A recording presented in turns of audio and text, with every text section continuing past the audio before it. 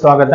ಈ ಒಂದು ಶುಭ ಸಂಜೆಯಲ್ಲಿ ಅಪವರ್ತಿಸುವ ವಿಧಾನ 4.2 ವಿದ್ಯಾರ್ಥಿಗಳಿಗೆ ಸಂಬಂಧಪಟ್ಟಂಗೆ ತಮ್ಮ ಪಠ್ಯ ಪುಸ್ತಕದ 2ನ ಎರಡನೇ ಒಂದು ಪ್ರಾಬ್ಲಮ್ ಅನ್ನ ಎತ್ಕೊಂಡಿದ್ದೀವಿ. ಇದು ಅಪವರ್ತಿಸುವಿಕೆಯಲ್ಲಿ.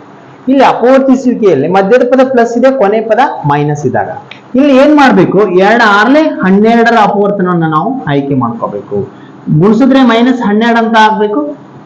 ಅದೇ ದೊಡ್ಡ ಸಂಖ್ಯೆಯಲ್ಲಿ ಸಣ್ಣ ಸಂಖ್ಯೆ ಕಳೆದಾಗ ಅಂದ್ರೆ ಕೊನೆ ಪದ ಮಧ್ಯ ಪದ ಪ್ಲಸ್ ಇದ್ದು ಕೊನೆ ಪದ ಮೈನಸ್ ಬಂದ್ರೆ ಬಂದಂತ ಎರಡು ಅಪವರ್ತನಗಳಲ್ಲಿ ದೊಡ್ಡ ಅಪವರ್ತನೆ ಪ್ಲಸ್, ಚಿಕ್ಕ ಅಪವರ್ತನೆ ಮೈನಸ್ ಆಗಿರ್ಬೇಕು. ಹೋಗಿ ಅಂತ ಅಪವರ್ತನ ನಾವು ಯಾವ ಅಂತ ಅಪವರ್ತನಗಳು ಅಂತಂದ್ರೆ +4 -3, +4 × -3 = -12. ಅದೇ +4 -3 = +1. ನಮ್ಗೆ ಬೇಕಾಗಿರುವಂತ ಎರಡು ಅಪವರ್ತನಗಳು ಸಿಕ್ಕಾಗ್ತು. ಈಗ 2x² + 4x - 3x - 6 = 0. ಈಗ ನಮ್ಗೆ 2x²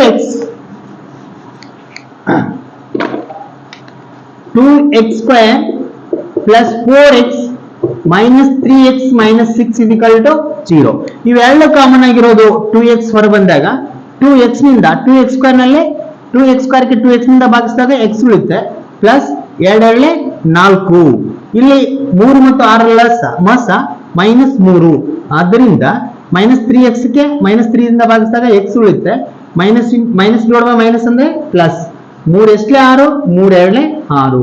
ಓಕೆ, ಇಲ್ಲಿ ನೆಕ್ಸ್ಟ್ ಮತ್ತೆ ಏನು ಕಾಮನ್ ಆಗುತ್ತದೆ ಅಂದ್ರೆ x + 2 ಕಾಮನ್ ಆಗಿರ್ತದೆ. x + 2 ಉಳಿದಿರೋದು 2x - 3 = 0. ಇಲ್ಲಿ x + 2 = 0 ಅಂತ ಒಮ್ಮೆ ತಗೊಂಡ 2x - 3 = 0. ಹಾಗಾದ್ರೆ x + 2 ಇದೇನಾಗುತ್ತೆ -2. ಡೈರೆಕ್ಟ್ ಇಟ್ಟಿದ್ದೀನಿ 2x -3 ಇದ್ದು +3. ಆದ್ದರಿಂದ x = 3/2. ಇವೇ ವರ್ಗ ಸಮೀಕರಣದ ಮೂಲಗಳು ಅಪವರ್ತನ ವಿಧಾನದಿಂದ ಕಂಡುಹಿಡಿದೆವು. Thank you so much for your watching. Thank you.